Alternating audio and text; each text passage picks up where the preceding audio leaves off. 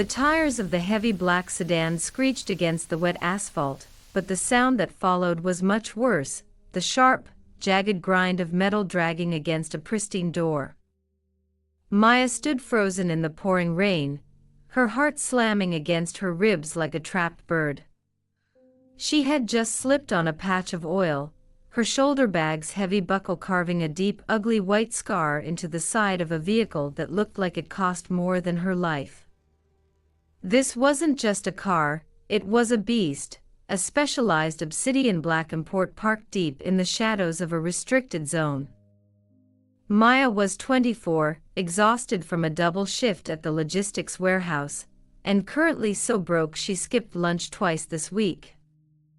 She looked left, then right. The street was empty. No cameras were visible in the dim, flickering orange light of the alley. Every survival instinct in her brain screamed at her to run. Who would know? She was just a quiet, invisible clerk. Nobody would ever suspect her. But then she thought of her mother's voice, telling her that a person's worth is measured by what they do when they think no one is looking. Her hand shook violently as she pulled a soggy notepad from her purse. She had to peel the damp pages apart carefully. With a trembling pen, she wrote, "I am so sorry. I slipped and ruined your car. I can't pay for this right now, but I will pay every cent back if you give me time. Please don't be too angry." She signed her name and her cell phone number, her handwriting jagged with pure terror. She tucked the note into a small plastic sandwich bag to protect it from the rain, and slid it under the heavy wiper blade. As she turned to run to her rusted old car, she felt a chill that had nothing to do with the wind. She didn't see the tinted window of the building across the street roll down just an inch.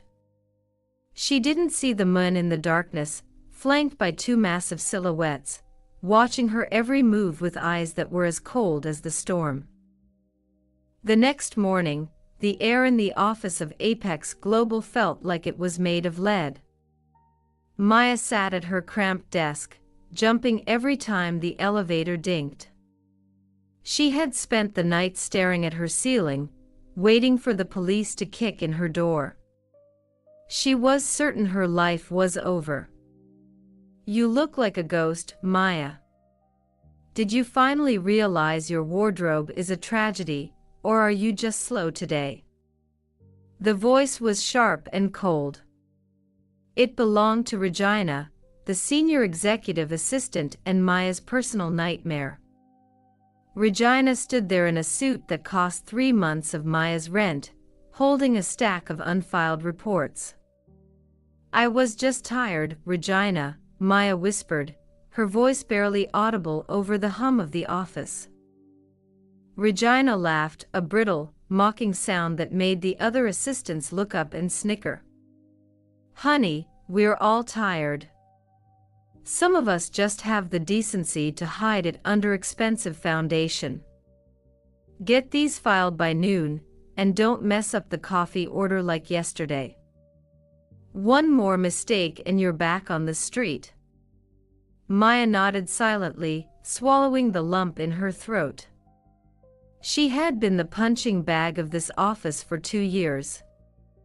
She was the one who did the work while Regina took the credit. She was the one who stayed late while everyone else went to happy hour. Just as Regina turned to leave, Maya's personal phone buzzed in her pocket. Her heart skipped a beat. The screen showed a private number. She felt the blood drain from her face. She stood up so quickly she nearly knocked her chair over, and hurried toward the break room. "Hello," she whispered, her voice cracking. There was a long, agonizing silence on the other end. Then, a man's voice, deep, smooth, and terrifyingly calm, spoke her name. "Maya. You left a message on my windshield. Maya leaned against the cold tile of the break room wall, her knees ready to buckle. Yes, sir. I am so sorry. I didn't mean to. I'll pay for it, I promise. I don't have much, but I can make payments every week. Please, please don't call the police. The man on the phone didn't raise his voice. He didn't sound angry, which was somehow scarier. I am not interested in the police, Maya. I am interested in accountability.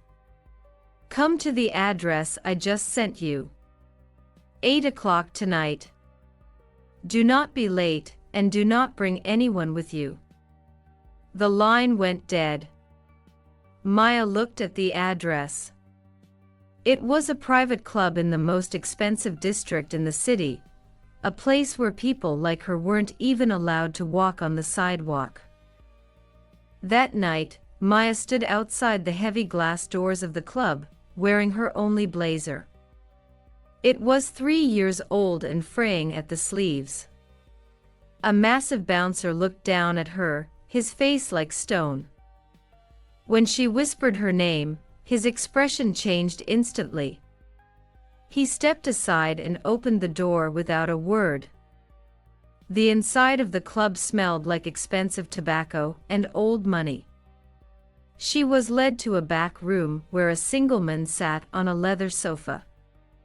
He was young, perhaps in his early 30s, with a jawline that looked like it was carved from marble, and eyes so dark they looked like ink. This was Kai Chen. She didn't know yet that he was the head of a massive international syndicate that the police were too afraid to even investigate. She only knew he looked like a king. On the table in front of him sat her soggy note, preserved in a plastic sleeve like a piece of evidence. Sit, he commanded. His voice wasn't loud, but it filled the room. Maya sat on the very edge of the chair, her hands clutching her purse so hard her knuckles were white. Sir, I brought $50, she stammered, placing 2 crumpled 20s and a 10 on the table. It's all I have until my next paycheck. I know it's not enough, but I'm honest. Kai Chen looked at the small pile of money, then back at her. He didn't touch it. In my world, Maya, people scratch my car and they run. They steal from me and they lie to my face. They try to kill me and they smile while doing it. He leaned forward, the light hitting a silver ring on his finger. Why did you stay? You knew nobody was watching. You knew you could have disappeared into the rain. Maya wiped a stray tear from her cheek. Because my mother told me that if you break something, you fix it. Even if it costs you everything. It wouldn't be right to leave you with a mess I made. Kai studied her for a long time. He wasn't looking at her clothes or her messy hair, he was looking at her soul. He had spent his life surrounded by sharks and liars. He had never met someone who was truly, painfully honest. You work at Apex Global, he said. It wasn't a question. Maya gasped. How did you find out? Kai smiled, but it didn't reach his eyes. I know everything. I know your boss, Regina, treats you like dirt. I know you're the most productive person in that building. And I know your company is currently for sale. He stood up, towering over her. Keep your $50, Maya. The debt isn't settled yet. I'll be seeing you soon. The next Monday, the office was a war zone. Rumors were flying that a new owner had bought Apex Global in a hostile takeover. Everyone was terrified for their jobs. Regina was pacing the floor, shouting at people to clean their desks. If the new CEO sees one speck of dust, you're fired, she screamed at Maya. And you? Hide in the back. You look like a charity case. At 10 in the morning, the elevator doors opened. A group of men in sharp black suits stepped out, moving with military precision. In the center was Kai Chen. The entire office went silent. The air seemed to vanish. Regina immediately smoothed her hair and stepped forward with a fake, predatory smile. Mr. Chen. Welcome to Apex. I'm Regina, the lead assistant. I've prepared everything for your arrival. If there is anything you need, I am at your service. Kai didn't even look at her. He walked right past her, as if she were a piece of furniture. He stopped in the middle of the floor, his eyes scanning the room until they landed on the small, cluttered desk in the corner. He walked straight to Maya. The entire staff gasped. Regina's face turned a shade of purple that looked painful. Kai looked down at Maya, who was frozen in her chair. He gave her a tiny, almost invisible nod. Pack your things, Maya, he said loudly enough for everyone to hear. Regina rushed over, her voice high and panicked. Sir, I'm sorry. She's just a clerk. She's probably in trouble for something. I can handle her. Kai turned his head slowly, and the look he gave Regina was so cold she actually took a step back. She isn't a clerk anymore. She's my new director of operations. Move her things to the executive suite next to mine. The silence that followed was deafening. Maya felt like she was dreaming. She looked at Regina, who looked like she had been slapped.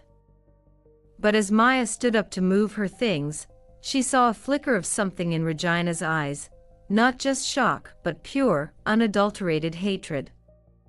This wasn't over. As the weeks went by, Maya's life transformed. She was no longer invisible. She had a voice, and she used it to fix the broken systems in the company. But Regina wasn't going away. She began a campaign of subtle sabotage. Files would go missing. Maya wouldn't be CC'd on important emails. People started whispering that Maya was only there because she was servicing the boss.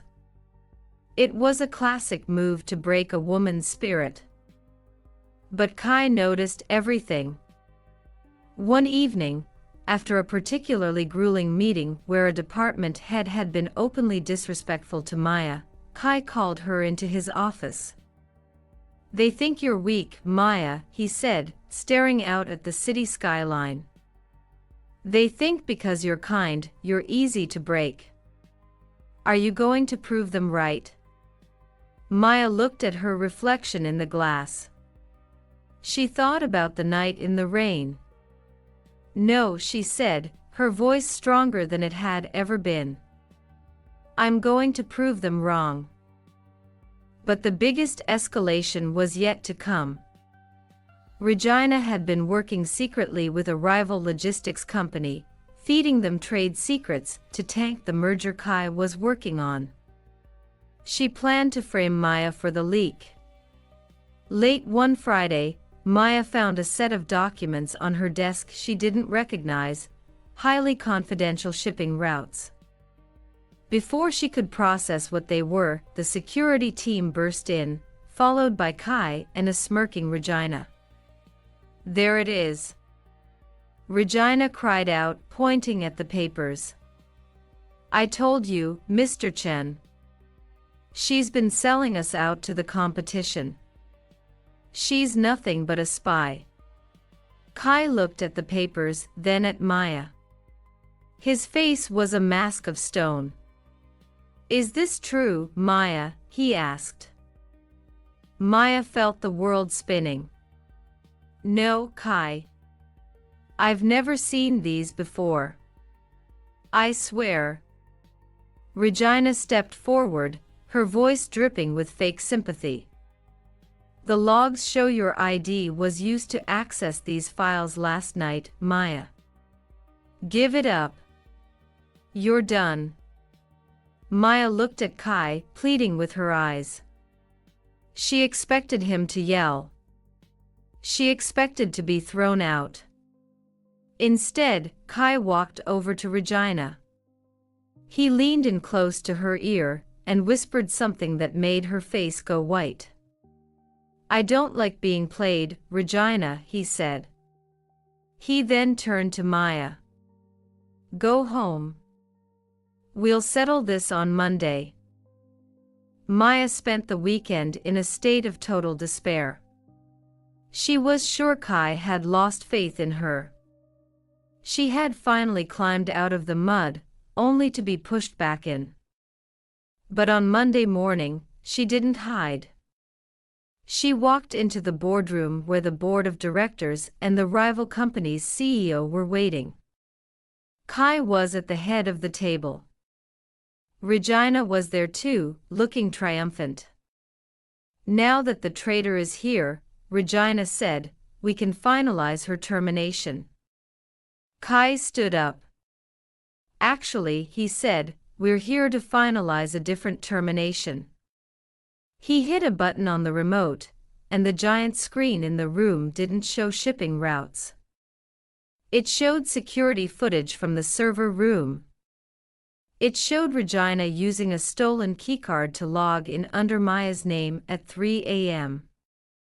It showed her meeting with the rival CEO in a dark parking lot. The room was silent. Regina began to stammer, that's a fake. She made that. Kai walked over to her, his presence suffocating. I'm a mafia boss, Regina. Did you really think I didn't have cameras in places you couldn't even dream of? He turned to the security guards. And call the police. I want her charged with corporate espionage and fraud. As Regina was dragged out, screaming and crying, Kai turned to the room. Maya stays. And anyone who has a problem with that can follow Regina out the door. He walked over to Maya and, in front of everyone, handed her a small gift. It was a key, the key to the obsidian sedan. The scratch is fixed, he whispered. But the debt still isn't paid. I think it'll take a lifetime of you by my side to settle the bill. Maya looked at the key, then at him, and for the first time in her life, she didn't feel invisible. She felt powerful. If you enjoyed this story of integrity and justice, make sure to hit that subscribe button right now. Don't forget to like the video and drop a comment below telling us what you would have done if you scratched that car. Your support